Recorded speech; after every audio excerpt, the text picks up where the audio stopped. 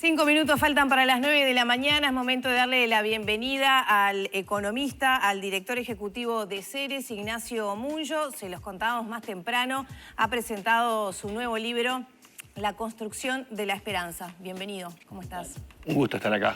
Un gusto recibirte. Bueno, aquí planteás reflexiones, datos sobre los desafíos que tiene Uruguay para su crecimiento su desarrollo como nación en el rol que tenemos en la región y en el mundo.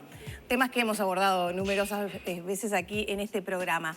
Pero lo engancho esto antes de meternos de lleno en el libro con cuestiones de la coyuntura actual, ¿no? Que están vinculados también a esa estrategia que Uruguay pretende seguir y que tiene que ver con anuncios que va a hacer el presidente el próximo 2 de marzo de rebajas impositivas, ¿no? Del IAS, también del IRPF, y que ya tiene cuestionamientos desde el sector estrictamente técnico. ¿Qué valoración tiene Munyo sobre esto? Bueno, lo primero, que es bueno para la democracia que hayan promesas que se cumplan, ¿no? O sea, más allá de los aspectos puramente técnicos que se pueden discutir y vamos a profundizar ahora, un primer comentario es una promesa de campaña que el gobierno va a cumplir a partir del próximo anuncio. Eso es una valoración positiva para empezar. Después, del punto de vista de los detalles técnicos de la propuesta de la rebaja de impuestos, creo que hay que esperar a ver los detalles, porque hay un anuncio muy general que se va a profundizar el 2 de marzo y en la conferencia de prensa posterior que se va a hacer con la ministra de Economía y que vamos a saber ahí, exactamente qué implica esta rebaja de impuestos. Desde mi punto de vista, como comentario general, yo creo que es bueno que se haga un esfuerzo para bajar la carga tributaria del país. O sea, hay una carga de impuestos grande en nuestro país que condiciona la vida de las personas y la inversión. Entonces, yo saludo el esfuerzo, creo que es bueno, creo que hay que hacerlo. Obviamente, como todo, en economía y en la vida la sábana siempre es corta, ¿no? O sea, cuando uno saca de un lado, los pies te quedan afuera de la cabeza, pero independientemente de eso, creo que hay que asumir determinados riesgos fiscales que pueden existir en pos de generar condiciones para que mejore el poder adquisitivo de algunos segmentos de la población que puedan generar inversiones, decisiones económicas que puedan, a través del funcionamiento de la economía, y no automático, pero sí dentro de unos meses, el año que viene, generar mayores condiciones de crecimiento. Eso es lo que hay que pensar. Esto no es un impacto automático. Para mí es un error hacer las cuentas de cuánto se va a perder de recaudación mañana cuando es impuesto el que sea, que no sabemos cuáles son, se deje de recaudar, sino hay que pensar más en un impacto agregado en toda la economía con los encadenamientos que se dan en la producción y la inversión y ver cómo después, el año que viene, se refleja eso en la recaudación de otros impuestos que capaz que no se ven afectados. Por lo tanto, habrá como un abanico de opciones, ¿no? Puede haber recarga de otro tipo de impuestos al disminuir la carga fiscal para algunos. La verdad que no sabemos. Porque la crítica va en lo que después se traduce en inversión, ¿no? Pública. No, o sea, hay críticas por todos lados, tanto de la oposición como de economistas, colegas. Hay críticas que vienen de gente muy sólida, muy técnica, sí. Incluso del Consejo Asesor en Economía, que es esta suerte de GACH, ¿no? Sí, o sea, hay críticas muy generales porque no se saben los detalles, ¿no? Hay que esperar, repito, a que la semana que viene sepamos bien cuál es la propuesta. Mi posición, antes de saberla, es mirar con simpatía este esfuerzo. Creo que es bueno. Ahora, Astori salió a decir, esta rebaja viene después de que se subieron otros impuestos, como por ejemplo cuando hubo los cambios en los descuentos de IVA, ¿no? Sí, o sea, y también se puede decir que esto en el fondo va a terminar, como también dijo el exministro Astori, que esto va a terminar repercutiendo en menores inversiones en educación y en salud. O sea, todo está sobre la mesa. Hay un punto de partida que para mí es lo que hay que empezar a mirar. La carga impositiva en Uruguay es alta. Es alta y eso conspira contra inversión y contra que las personas se puedan instalar a vivir en el Uruguay y puedan tener un nivel de vida mejor. ¿Se puede bajar la carga impositiva y los ingresos del país en esa materia sin afectar el sostén social del Estado? Y lo digo también con una mirada de que muchas voces que pedían, porque esto es un reconocimiento casi unánime, ¿no? Que tenemos una gran carga tributaria, pero recuerdo de la efervescencia de bajar los costos del Estado, etcétera. Pues después vino la pandemia y hasta los que pedían bajar los costos del Estado se beneficiaron de ese sostén que dio, de un Estado fuerte, un Estado presente, ¿no? ¿Se puede Uruguay, con su matriz, con su ideología general, ¿no? Más allá de cuestiones políticas, puede bajar, o sea, cambiar esa ecuación, ese planteo? En titulares no, pero en detalle sí. O sea, no es cuestión de decir todo el gasto no es igual. Cada rubro hay que analizar en detalle. O sea, creo que hay márgenes dentro de toda la matriz de gastos para analizar. Obviamente nadie está pensando en gastos sociales o gastos en educación o gastos con inversiones de futuro relevante como la primera infancia, que es lo más relevante que uno puede invertir. Eso es en lo que no se podría dejar de invertir. No, pero ha habido un aumento importante de la inversión en primera infancia. Mides ha mejorado mucho en sus programas en este periodo y eso lo tenemos estudiado.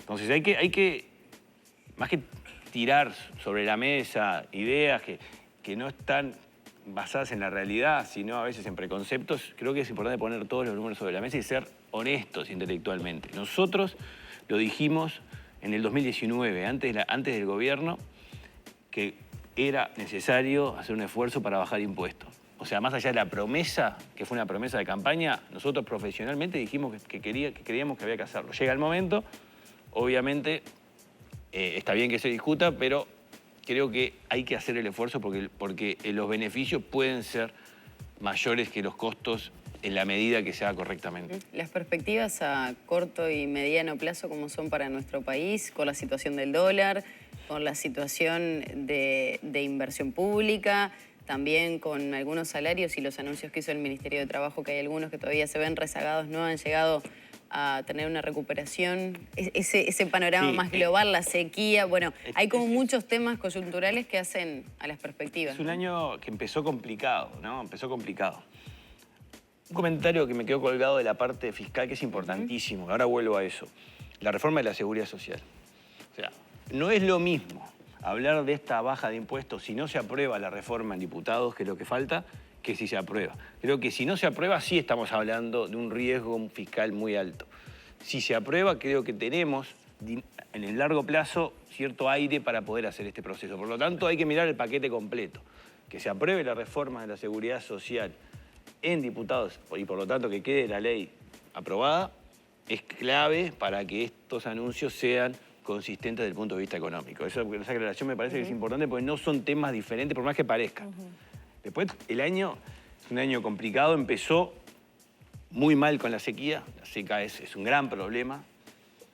La verdad que es muy difícil prever cuándo se puede solucionar. El gobierno está haciendo esfuerzos en muchas áreas para apoyar al sector productivo.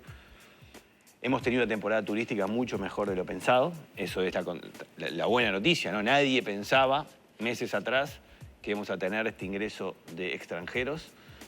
No récord histórico, pero mucho más que la prepandemia.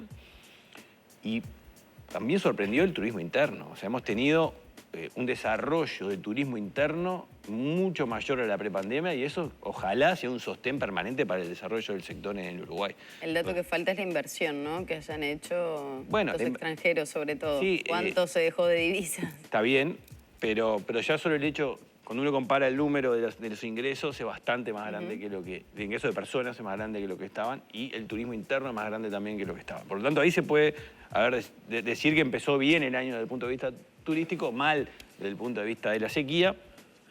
Y bueno, y está el partido por jugarse. ¿El partido en dónde se juega? Bueno, parte se juega a nivel internacional. Eso siempre hay que tenerlo claro. Lo que va a pasar en Uruguay no es una burbuja que resolvemos nosotros. Tú lo marcás, ¿no? En tu trabajo la importancia de crecer y generar acuerdos.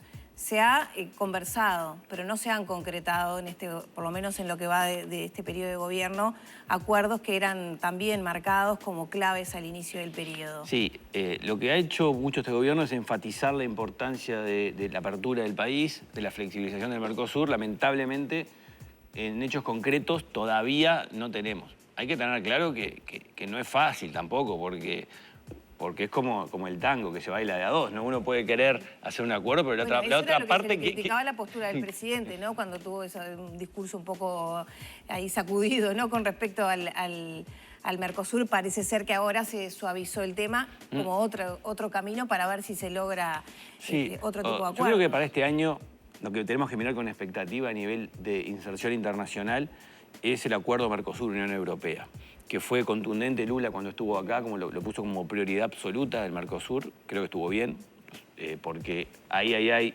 un documento ya acordado, que podrá tener algún matiz, detalle para cambiar, pero que el grueso está, se presentó en 2019, se aprobó por los gobiernos en 2019, era muy bueno, es muy bueno para el Uruguay, para el Mercosur y para la Unión Europea. Ahora está de vuelta sobre la mesa por la guerra en Ucrania, donde Europa se dio cuenta que no podía depender en materia energética y alimenticia de todo el este europeo. Eso puso de vuelta sobre la mesa del acuerdo. Ojalá que en el segundo semestre se apruebe. Hay posibilidades, en la medida que España asuma la presidencia del Consejo Europeo y se propuso ya como objetivo que salga este acuerdo. Eso para Uruguay puede ser bueno. ¿Es más factible que se dé primero el acuerdo Mercosur-Unión Europea que el TLC con China y nuestro país? Bueno, Lula fue contundente en decir, concentrémonos en sacar primero este acuerdo que está avanzado y después vemos qué hacemos con China. Me parece muy razonable esa propuesta, que de hecho lo habíamos dicho nosotros también a lo largo de todo el año pasado, porque se ha vuelto muy complejo cualquier relación que uno pueda tener con China. Veamos lo que está pasando en estos días, en estas horas en la guerra. La posición de China es un misterio. Un día dice una cosa, otro dice una cosa, dice que es neutral. Ayer en las Naciones Unidas no votó en contra de la invasión, se mantuvo neutral. Entonces, cualquier cosa que se haga con China no pasa desapercibido, va a empezar. O sea, es una movida global. Es más, el acuerdo con la Unión Europea puede hasta complicarse mucho si se mete antes China, porque Europa hoy tiene una situación tremendamente delicada con China. Tenemos que ser conscientes de eso. O sea, Europa occidental hoy a China le está mirando de reojo con muchísima desconfianza, como no se veía nunca, que se le suma la posición de Estados Unidos. O sea, eso está pasando. Entonces, Uruguay, donde juega ahí, como siempre, con neutralidad, mirando para todos lados, pero tiene que ser consciente que las medidas que se toman a nivel internacional tienen impacto. Hay un punto que está enfatizado mucho en el libro de concentrar las baterías también en otros mercados que no se necesitan, ni pedirle permiso al Mercosur, porque... Por ejemplo, el tema Turquía... todo el mundo, el Medio Oriente, digamos, el mundo árabe.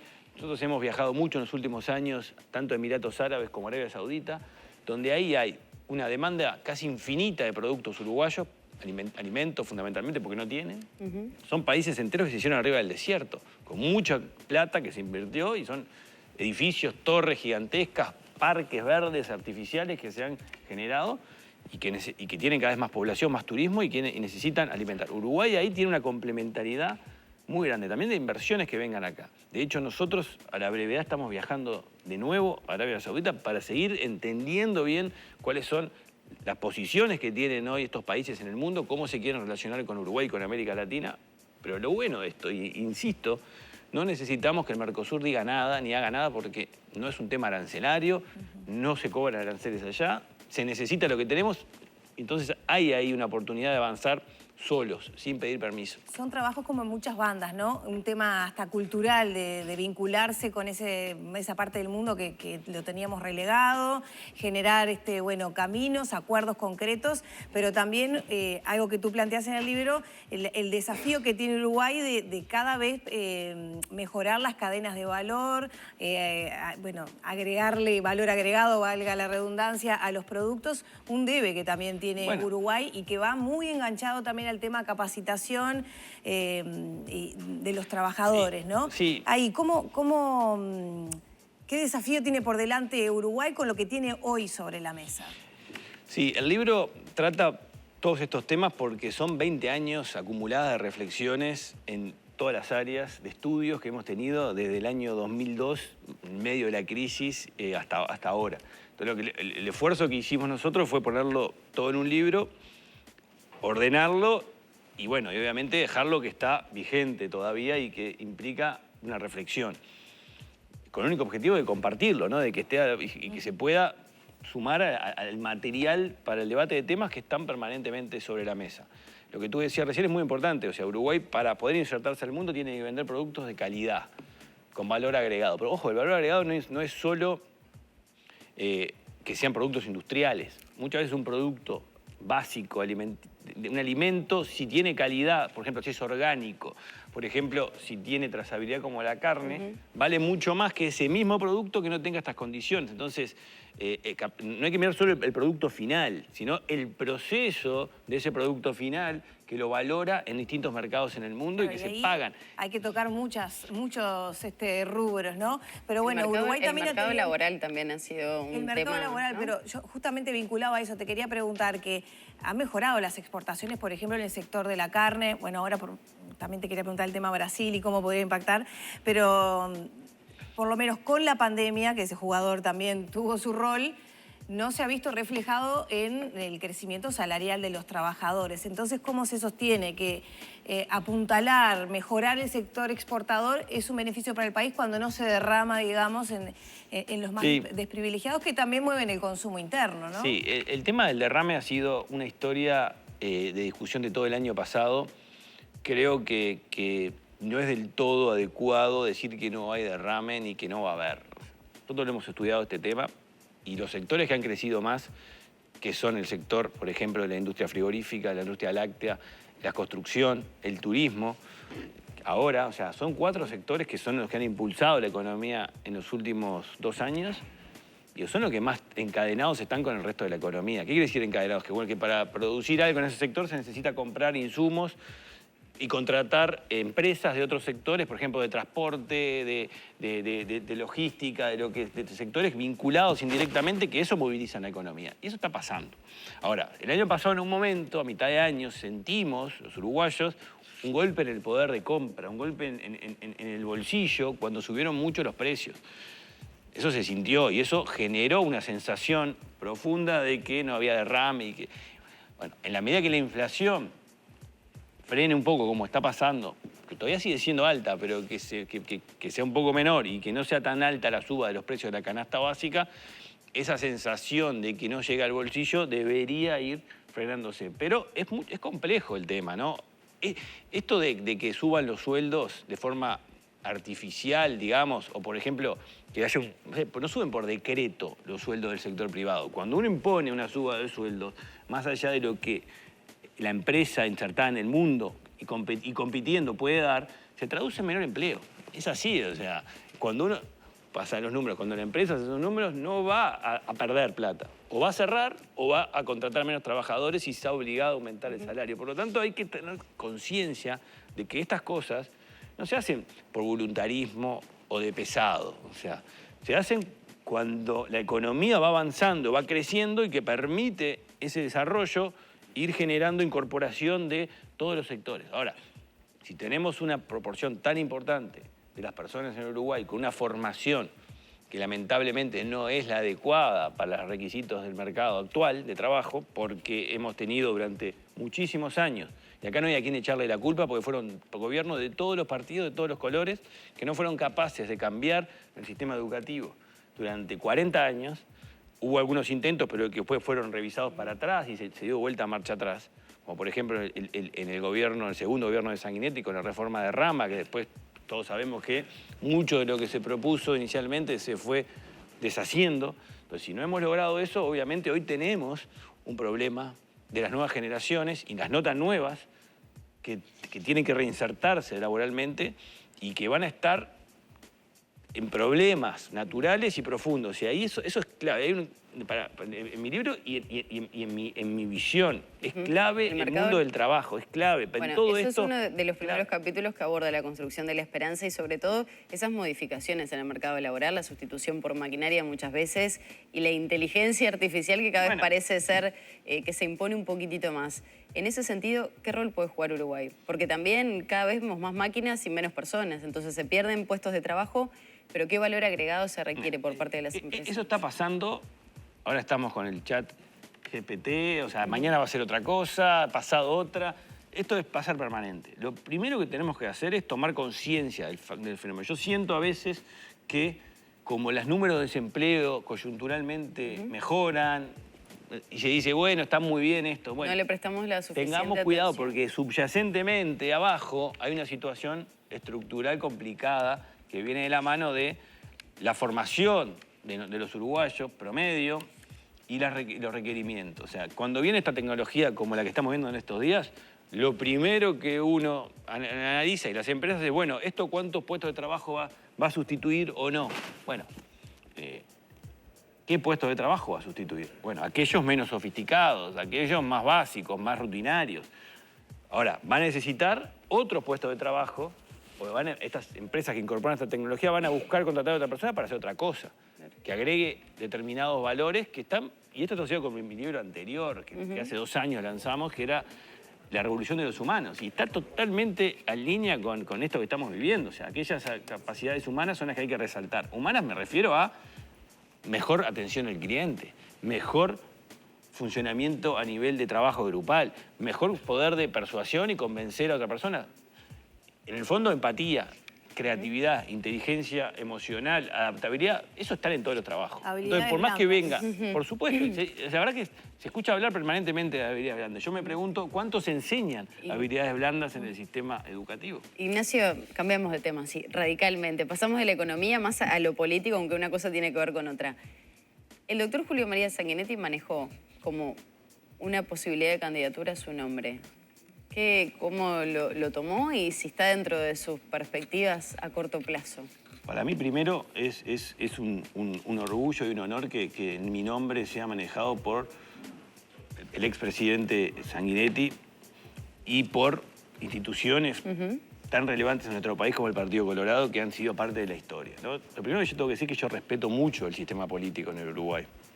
Tengo una admiración por el sistema político y esto no es un capricho personal, es porque uno cuando ve en Uruguay en el mundo y cuando sale, ¿en qué destaca el Uruguay? ¿En qué nos miran? En 2 aspectos. Uno, la calidad de nuestra democracia y el fútbol. O sea, las dos, digamos, Uruguay destaca en el mundo por 2 cosas, por su calidad del fútbol y por la calidad de las instituciones democráticas que nos ponen arriba en todos los rankings junto con los países escandinavos. ¿Quiénes son los responsables de tener esa calidad institucional? Bueno, todo el Uruguay, pero en gran parte también el sistema político. Entonces tenemos un sistema político muy bueno que yo lo respeto. Ahora, después, yo en lo personal tengo una responsabilidad profesional con instituciones que confían en mí y que hemos trabajado durante varios años en un proyecto que estamos trabajando y que me gusta mucho y que está muy cargado este año, tanto a nivel local como internacional. Por lo tanto, hoy yo tengo que cumplir, estoy cumpliendo y voy a cumplir con compromisos profesionales que tengo vigentes. ¿No va a ser candidato entonces para esta selección? El futuro es incierto,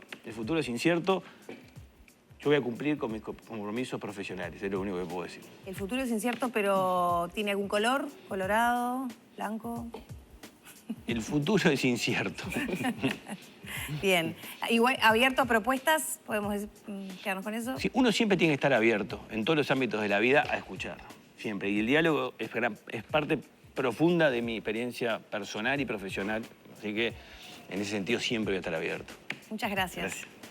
Cerramos la entrevista con Ignacio Muyo, ya son las 9 de la mañana y 18 minutos.